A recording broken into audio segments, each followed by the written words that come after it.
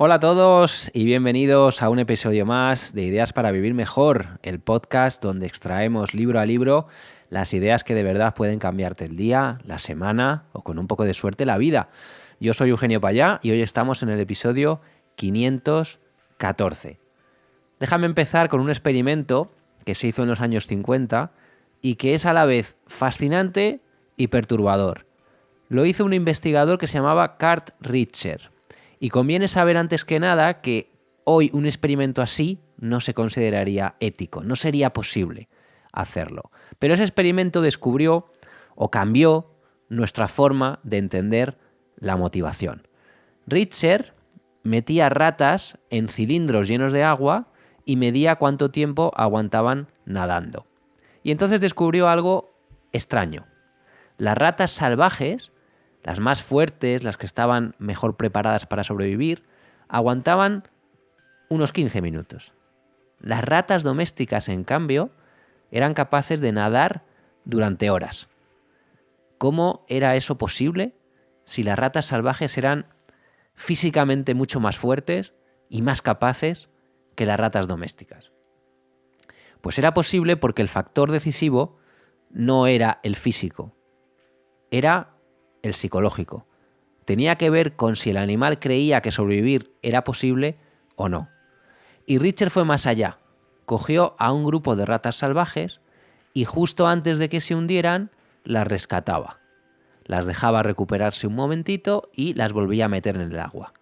Y repetía esto varias veces. Hasta que las ratas aprendieron que la situación no era desesperada, que iban a poder salvarse. ¿Y sabes cuánto tiempo aguantaron nadando esas mismas ratas después? 60 horas. Esos rescates repetidos que había llevado a cabo el científico habían reescrito por completo lo que esas ratas eran capaces de hacer o no en su mente. Imagínate qué cosa más espectacular. Era la misma capacidad física, pero les había cambiado una creencia. Su creencia ahora era que esto tiene salida, esto tiene solución, y esa creencia fue capaz de multiplicar lo que el cuerpo de estos animales podía hacer. Vamos a llevarnos esto a nuestra propia vida. Piensa en esa dieta que abandonaste porque alguien te dijo no sé qué, en esa idea de negocio que poco a poco te fuiste autoconvenciendo de que no iba a salir bien, en una meta, en un objetivo que tenías y que se fue disolviendo en cuanto llegaron las primeras dudas. En casi todos esos casos, si te fijas bien, lo que pasó fue que tu convicción se rindió mucho antes que tu plan. No falló el plan, sino que lo que fallaba ahí era la creencia. Y eso es el mensaje del libro de hoy. El libro es El poder de la creencia. Es un libro nuevo, recién publicado hace un par de meses. Lo ha escrito Nir Eyal y la idea central es esta precisamente, que la motivación humana no funciona de la forma en la que creemos.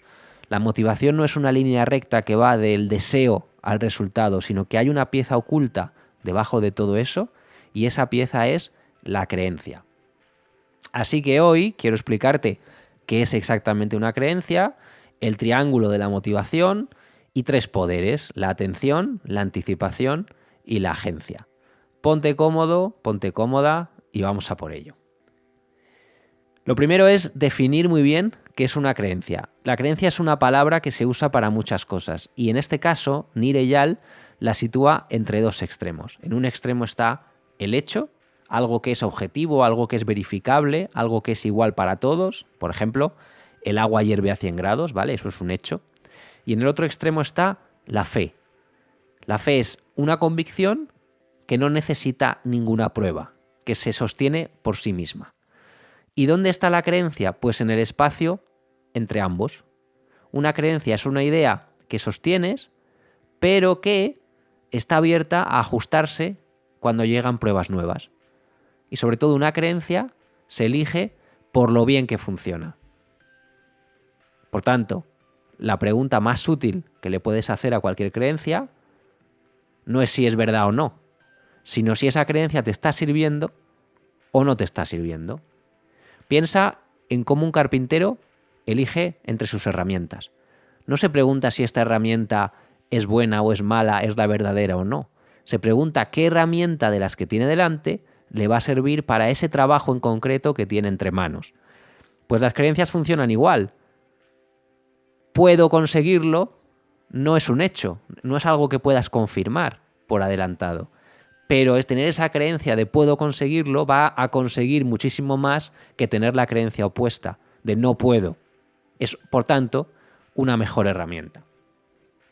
Imagínate un triángulo con 3 lados. Un lado es el comportamiento, los pasos concretos que hay que dar.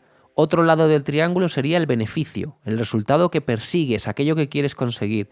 Y luego está la base, que es la que conecta y la que sostiene a los otros dos. Y esa base es la creencia de que la convicción profunda de que tus esfuerzos van a importar y van a conseguir el beneficio que buscas. ¿Qué pasa si quitas la base? ¿Qué pasa si quitas la creencia? Que toda la estructura se derrumba. Y esto es lo que explica muchísimos fracasos. Puedes saber exactamente qué es lo que tienes que hacer, es decir, el lado del comportamiento. Puedes desear de verdad el resultado, el lado del beneficio. Pero si te falta la base, si te falta la creencia que conecta el comportamiento con el beneficio, si no crees que tu esfuerzo cuenta para algo, la persistencia se vuelve imposible y te rindes. Por eso nos dice el libro que la mayoría de la gente se rinde demasiado pronto, se rinde mucho antes de llegar a sus límites reales. Y esa vocecita interior que nos susurra que no tenemos capacidad o que nuestro momento ya ha pasado, la confundimos con autoconocimiento, la confundimos con honestidad y casi nunca lo es, casi siempre son solamente límites mentales apareciendo en nuestra cabeza. Y esos límites mentales los podemos cambiar.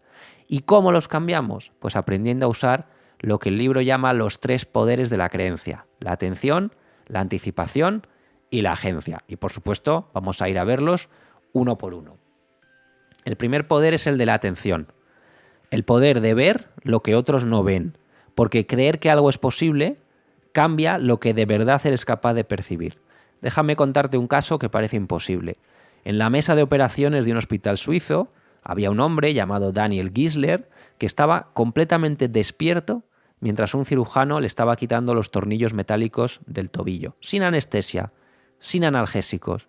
Su única protección era una creencia que había entrenado durante semanas, y esa creencia era que dirigir su atención podía cambiar lo que experimentaba. Mientras lo estaban operando, él era capaz de transportarse mentalmente a una playa. Y le funcionaba, a él le funcionaba. Pero, cuando el cirujano le dijo que solo quedaban 10 minutos, Gisler salió de ese estado de concentración y el dolor le vino de golpe. Por tanto, lo que sentía o no sentía depende por completo de dónde ese hombre ponía su atención o no la ponía. ¿Cómo es esto posible?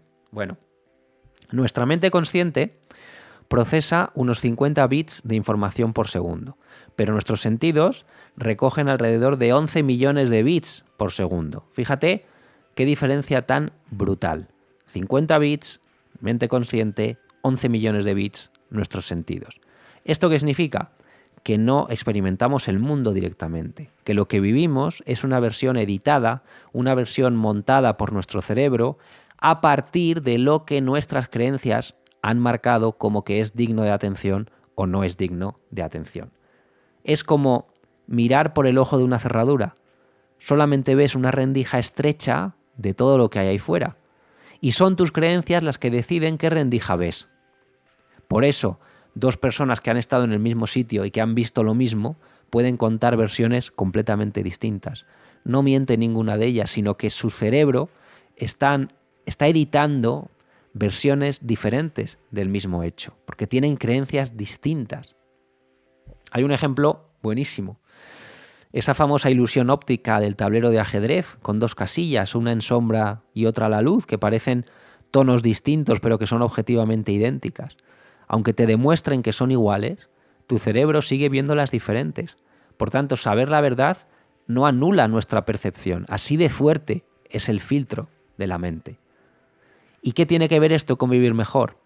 Pues que ese mismo mecanismo es el que está detrás de la rumiación, esa costumbre que tiene mucha gente de dar vueltas y vueltas a pensamientos negativos en bucle que parece útil, pero que no lo es. El libro cuenta el caso de María, una ingeniera, que recibió un solo comentario crítico de su jefe. Y la creencia que ese comentario plantó, en este caso la creencia era que lo estaba haciendo mal, reorganizó todo lo que ella creía y sentía sobre su propio trabajo. Y a partir de ahí solamente veía sus fallos, solamente veía sus errores, solamente veía lo negativo. ¿Qué pasa? Que al final esa creencia de lo estoy haciendo mal le costó ese ascenso que llevaba tiempo persiguiendo. Por tanto, la creencia se volvió profecía. Eso es lo que sucede, que las creencias se vuelven profecías. ¿Qué herramientas tenemos contra esto? Pues la primera, cuando te pilles en ese bucle de rumiación, tienes que cambiar el diálogo a tercera persona. En lugar de hablarte a ti mismo diciendo yo, habla de ti por tu nombre. En vez de ¿por qué siempre meto la pata? Oye, venga, Eugenio, ¿qué está pasando aquí de verdad? ¿Qué es lo que te ha pasado y tal?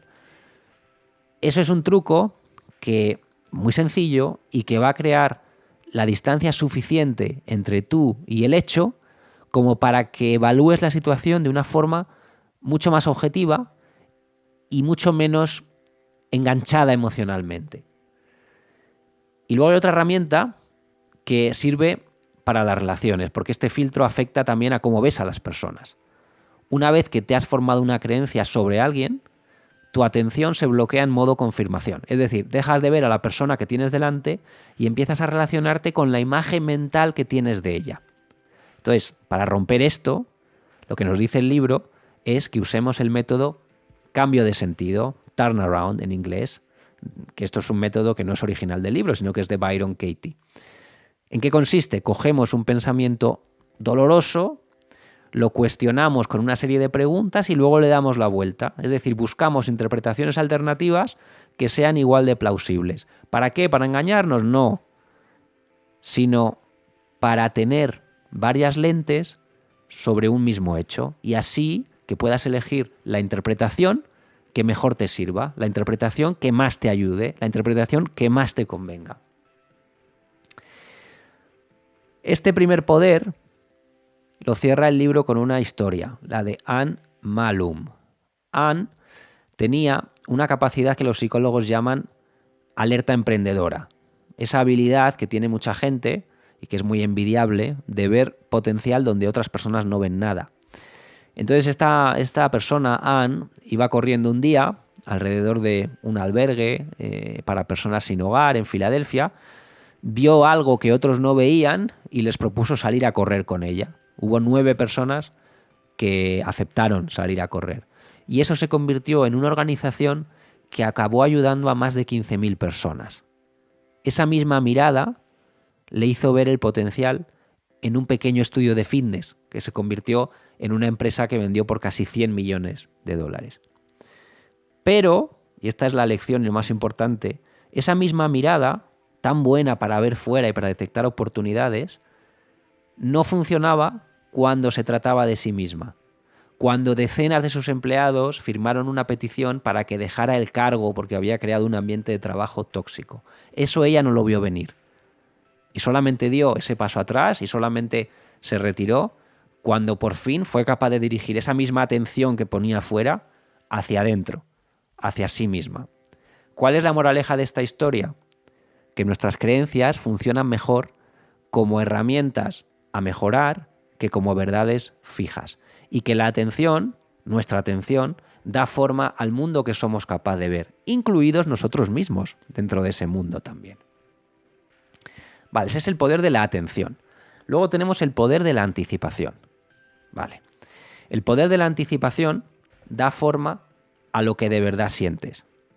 Imagínate una lata de agua decorada con una calavera en llamas y con el lema Asesina tu sed. Es una marca real, es Liquid Death, no sé si la conoces, es un agua de manantial de los Alpes austriacos y viene empaquetada como si fuera un disco de rock o de heavy metal. Cuando lo lanzaron, la gente pensó que era un auténtico suicidio comercial, que no iba a vender nada. Pero poco después, esta empresa de agua ya estaba valorada en 1.400 millones de dólares. ¿Sabes lo que pasa? Lo más interesante, que si tú das a probar ese agua sin su envoltorio, ese agua es indistinguible absolutamente de aguas mucho más baratas, incluso del agua corriente del grifo. ¿Qué está vendiendo Liquid Death, esa marca, en realidad? Está vendiendo la creencia, la experiencia anticipada, esa creencia que se ha formado en tu cabeza incluso antes de beber una sola gota de ese agua. Ese es un poco el segundo poder. Nuestro cerebro funciona como una máquina de predicciones. Funciona a través de un proceso que los neurocientíficos llaman el procesamiento predictivo. Tu experiencia de cualquier momento es, en realidad, la mejor conjetura de tu cerebro sobre lo que está pasando. Y esa experiencia o esa conjetura está moldeada por tus creencias y por tus experiencias previas y por tus expectativas. El libro lo explica con el bucle de la experiencia. Es decir, primero tenemos una creencia que nos monta el escenario. Nuestro cerebro construye una simulación de lo que espera antes de que pase nada. Luego viene la anticipación, que no es solamente un pensamiento, sino una reconfiguración física de tu cuerpo. Y después sientes el resultado, y esa experiencia confirma la creencia original. Es un círculo que se va retroalimentando, y ese círculo a veces es virtuoso y a veces es vicioso. Pruebas, un estudio con vino. Se dio a los participantes el mismo vino, pero a unos se les dijo que era un vino barato, $5, y a otros que era un vino increíble de 450. ¿Cuál fue el resultado? Que los que creían que estaban bebiendo el vino caro lo describieron como fantástico, muy rico, complejo. Claro, los centros de placer de su cerebro se activaron más intensamente y era el mismo vino, simplemente había una creencia distinta. Por tanto, una experiencia que fue también genuinamente distinta. Estaban mintiendo, se querían hacer los guays porque estaban bebiendo un vino de $450. No, simplemente estaban disfrutando más de verdad. Es cierto que estaban disfrutando más que los que les sirvieron el mismo vino, pero con una etiqueta de vino barato. Por tanto, ¿qué nos conviene aprender? Algo que el libro llama el escepticismo selectivo.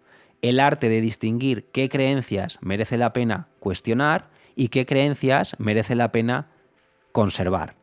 Cuando una creencia te está aportando placer, te está aportando motivación y no te hace daño, pues no la cuestiones. ¿Disfrutas más del vino creyendo que es bueno? Disfrútalo, no pasa nada. Pero cuando una creencia te está drenando, te está cerrando posibilidades, ahí sí, ahí toca sentarse y examinarla. La pregunta de oro entonces, ¿esta creencia está trabajando para mí o estoy trabajando yo para esa creencia? El libro también habla del dolor relacionado con este segundo poder.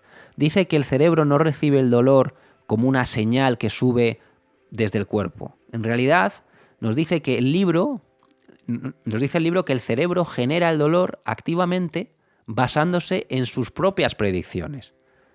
Otro estudio que lo demuestra. Hubo una serie de participantes de un estudio a los que se les aplicó calor en el antebrazo y lo puntuaron como un 8 sobre 10 de dolor. Después se les dio una crema analgésica muy potente, que en realidad era crema de manos normal y corriente, y el resultado fue que las puntuaciones de dolor cayeron a la mitad. Pero no solamente eso, es que los escáneres demostraron que había menos actividad real en las zonas del cerebro que procesan el dolor. Esa expectativa de alivio que se había provocado porque les habían dicho que les iban a dar una crema analgésica y demás, había hecho que el cerebro liberara sus propios analgésicos naturales.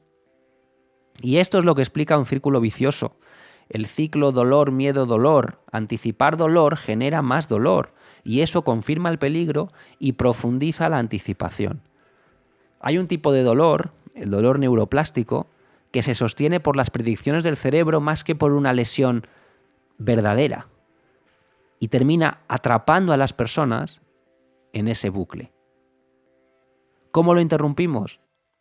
Tratando a nuestras sensaciones como objetos de interés y no de alarma. Describir nuestras sensaciones en términos neutros. Siento presión, siento calor, en lugar de decir que sientes dolor. Y combinar el movimiento con algo positivo para irle demostrando al cerebro que el cuerpo está a salvo. Y aquí llega el efecto placebo, que es alucinante. Un tratamiento sin ningún principio activo que funciona solamente por la expectativa. Todos lo sabemos, ¿no? El efecto placebo funciona porque hay una expectativa previa. Y puede funcionar, incluso cuando sabes que es un placebo. Porque nuestra mente racional y el condicionamiento de nuestro cuerpo van por carriles separados. Por eso los placebos funcionan incluso hasta en las personas que se describen como escépticas. Una cosa es la dolencia, que es una experiencia subjetiva de sentirse mal, y otra cosa es la enfermedad, que es la patología biológica subyacente.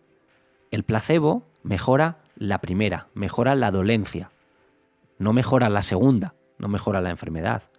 Es decir, la creencia puede cambiar cómo experimentas un malestar determinado, pero no va a hacer desaparecer una enfermedad biológica real. Esto que quede claro, porque a veces se confunde y esto me parece importante, ¿no? Hay que usar estos trucos y estos insights de una manera racional y con cabeza. Pero dicho esto, el alcance que tienen las expectativas es enorme. Becca Levy es una investigadora que ha seguido a más de 600 adultos durante casi 23 años. Y ha descubierto que aquellos que tenían una visión más positiva sobre el envejecimiento vivían de media 7,5 años más. Y sorprendentemente ese efecto superaba al beneficio combinado de no fumar, de hacer ejercicio y de mantener un peso saludable. ¿Cuál es el mecanismo aquí? Es un mecanismo puramente conductual. La creencia de estas personas moldeó cómo se cuidaban, cómo respondían a los problemas, cómo se implicaban en su propia vida, y eso les hizo vivir más. Otro ejemplo, 1972, había unos hombres que creían que estaban tomando esteroides anabolizantes, y en realidad era placebo, eran cápsulas que no hacían nada. Bueno, pues estos hombres añadieron de media casi 13 kilos a su press de banca en un mes, simplemente porque se esforzaron más. Y otros casos más extremos, monjes tibetanos que son capaces, a través de la meditación, de generar el suficiente calor corporal como para derretir la escarcha a su alrededor. O ciclistas, que en otros estudios siguieron pedaleando mucho más allá de su punto habitual de agotamiento cuando se ralentizaba, en secreto, el reloj con el que medían su carrera. En todos estos casos, la capacidad física siempre es la misma, no ha cambiado. ¿Qué es lo que ha cambiado aquí? La creencia de estas personas sobre lo que era posible y sobre lo que no era posible. La anticipación, por terminar con este punto, da forma a lo que sentimos y lo hace hasta un nivel físico que es muy difícil de creer. Pero sucede, y hay tantos ejemplos como los que te he contado y más. Y luego nos da el libro lo que llama el tercer poder, la agencia, el más importante de todos, según el libro. Para entenderlo bien, déjame empezar por su opuesto. A finales de los años 60, científicos de los que ya hemos hablado aquí, Martin Seligman, Stephen Meyer, hicieron un famoso experimento con perros. A unos perros se les daba la posibilidad de detener una descarga y otros no tenían ningún control. Al día siguiente pusieron a todos en una situación nueva donde escapar de esa descarga era facilísimo. Bastaba con saltar una pequeña barrera y ya estaba. ¿Y qué pasó? Que los perros que antes habían podido controlar la descarga se escaparon sin problema. Pero los otros ni lo intentaron. Se quedaban quietos, encogidos, soportando esa descarga. A esto se le llama indefensión aprendida. Indefensión aprendida es un término que hemos visto aquí muchísimas veces. Pero después, décadas después, Meyer revisó la investigación y llegó a otra conclusión. Resulta que la pasividad no es algo que el cerebro aprende poco a poco. La pasividad es la respuesta por defecto de nuestro cerebro ante las situaciones que sentimos que son incontrolables. No se aprende la indefensión, se aprende lo contrario. La agencia es lo que hay que construir encima de ese punto de partida pasivo. ¿Qué significa esto? Que rendirse es lo fácil, que rendirse es lo que viene de fábrica. En cambio, la capacidad de actuar, la capacidad de creer que tus actos importan y que son capaces de sacarte del problema en el que estás, eso es algo que se entrena y eso es algo que se construye. Eso es la agencia. La convicción de que tus acciones moldean los resultados que consigues y la capacidad de actuar en consecuencia, incluso aunque no sepas cuál va a ser el resultado. Cuando nuestro cerebro detecta la posibilidad de obtener un resultado mejor, hay una región en nuestro cerebro, de la que también hemos hablado, la corteza prefrontal, que anula ese modo pasivo por defecto y activa un circuito de esperanza. Y cada vez que aceptas un reto un poco por encima de tu capacidad actual y lo consigues, estás reforzando ese circuito, le estás dando a tu cerebro pruebas de que tu esfuerzo sí que importa. ¿Cómo construimos esta agencia en la práctica? Pues primero empezando en pequeño. Construye rutinas, construye sistemas cuando tu vida esté tranquila. ¿Para qué? Para que te sostengan cuando tu vida se complique. Y por supuesto, concentra tu energía donde de verdad puede marcar la diferencia, en lugar de intentar controlarlo todo siempre y todo a la vez. Hay otra historia en el libro, la de Dashrath Manjini. Este señor era un trabajador en los años 60 en una aldea remota de la India. Y perdió a su mujer porque había que recorrer 60 kilómetros desde donde él vivía hasta un médico. Había una montaña en medio, entonces tenían que rodear la montaña y eso les obligaba a caminar 60 kilómetros y bueno, su mujer no llegó a tiempo. ¿Qué hizo este hombre con ese dolor tras perder a su mujer? Pues decidió abrir un paso a través de la montaña, él solo, con un martillo y un cincel, y dedicó a ello 22 años de su vida. Fue cortando roca de cuarzo, hasta que finalmente redujo el trayecto de 60 kilómetros a 9 kilómetros. Piensa lo que representa esta historia. Manji no tenía poder sobre la montaña, no tenía influencia política, no podía recuperar a su mujer, pero tenía una herramienta, un cincel, y la creencia de que usar esa herramienta podía cambiar las cosas. Y eso le bastó. Y eso es la agencia en realidad. No es controlarlo todo, sino actuar sobre lo único que sí está en tus manos. Pero igual que la creencia construye, también puede destruir. Un joven, identificado en los registros médicos como señora, se tomó 29 cápsulas inertes, no hacían nada, en un ensayo clínico, convencido de que era una sobredosis. Y su cuerpo respondió a esa creencia. Se le desplomó la tensión, se le disparó el pulso, perdió la conciencia, todo por la creencia, solo por la creencia. Las cápsulas eran placebos. Y cuando los médicos le dijeron que esas cápsulas que se había tomado para llegar a una sobredosis eran placebo, sus síntomas desaparecieron en 15 minutos. Eso es el efecto nocebo, cuando las expectativas negativas nos generan un daño físico real y casi lo mata. Y es exactamente el mismo proceso que opera de una manera más silenciosa a través de las etiquetas. Esto es muy importante, sobre todo en salud. Un diagnóstico puede ser muy útil, por supuesto, no lo discuto, pero cuando deja de ser una descripción y se convierte en lo que los psicólogos llaman clausura de identidad, es decir, cuando tengo X, soy X y por tanto ya no puedo hacer Y, las posibilidades se cierran totalmente. Un ejemplo, pacientes con el mismo problema de espalda, a unos se les dijo que tenían una enfermedad degenerativa del disco y a otros pues que eran cambios propios de la edad. Los primeros evitaban moverse y eso empeoraba su recuperación, por supuesto. Los segundos, como tenían una etiqueta más bonita, ¿no? Cambios propios de la edad, pues seguían activos y se recuperaban mejor. Mismo cuerpo, misma enfermedad o misma situación, distinta etiqueta, distinto destino. Por tanto, ¿las etiquetas que cargamos están ampliando nuestra capacidad de actuar o la están limitando? Esto es especialmente delicado con los temas de la depresión y de la ansiedad. Hay medicación, evidentemente es muy útil y que ayuda a estabilizar los síntomas y hay mucha gente que la necesita. Pero el alivio de los síntomas por sí solo normalmente no va a crear una agencia duradera. Los mejores resultados a largo plazo suelen venir de combinar el tratamiento con el desarrollo gradual de habilidades, con el desarrollo gradual de hábitos, de formas de pensar que refuercen la sensación del paciente de capacidad y de control. Es decir, la creencia y la agencia no sustituyen al tratamiento, pero sí que lo pueden acompañar y lo pueden complementar. Si estás pasando por algo así, esto no va de que te lo creas y entonces te curas, sino que va de sumar herramientas a esa ayuda profesional, no de reemplazarla, sino de sumar estas herramientas también a la ayuda profesional.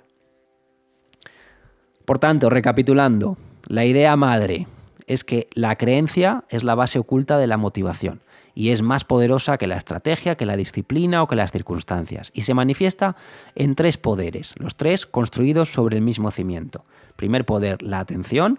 Tu cerebro construye la realidad a partir de lo que tus creencias marcan como digno de percibir.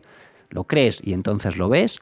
La anticipación, segundo poder. Tus expectativas moldean lo que sientes hasta el nivel físico. Crees y entonces sientes. Y la agencia. Que actúes o no actúes depende de tu convicción de que actuar sirve para algo. Crees y entonces haces. ¿Ves? Crees y ves, crees y sientes, crees y haces. Atención, anticipación, agencia. Las creencias, por tanto, no son verdades fijas, son herramientas que elegimos por su utilidad y que tenemos que revisar a la luz de las pruebas. Construye tus creencias bien, constrúyelas a propósito y entonces cambiarás lo que piensas, lo que ves, lo que sientes e incluso lo que eres capaz de hacer. Acuérdate del ejemplo de las ratas que te contaba al principio. Su capacidad física era la misma. Lo único que cambió fue la creencia de que esto tiene salida, esto se va a solucionar. O acuérdate de Manji y de su cincel. No tenía ningún tipo de poder sobre la montaña, pero tenía una herramienta y la creencia de que usarla cambiaría algo. Y 22 años después había atravesado la montaña. Pues tú también tienes un cincel. Se llama la creencia de que tu esfuerzo importa. Y la pregunta que quiero dejarte hoy es muy concreta. ¿Qué creencia estás cargando ahora mismo que está trabajando en tu contra? Esa vocecita, ese no puedo, ese ya es tarde para mí, ese esto no se me da bien. Identifícala, identifica esa creencia y pregúntale lo único que importa. Oye, creencia, ¿tú me sirves para algo?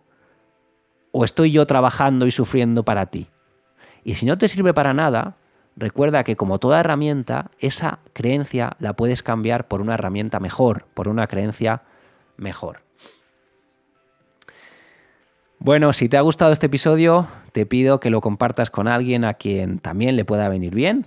Te pido que te suscribas, por supuesto, para no perderte los próximos episodios y que me dejes una valoración también en la plataforma en la que estés escuchando este audio. Nos escuchamos de nuevo muy pronto. Como te digo siempre, cuídate, lee mucho y sobre todo da el siguiente paso hoy, aunque haya una vocecilla por ahí que te diga que no puedes. De hecho, sobre todo si hay una vocecilla que te dice que no puedes. Te mando un abrazo enorme, nos vemos en el próximo episodio. Hasta entonces, adiós.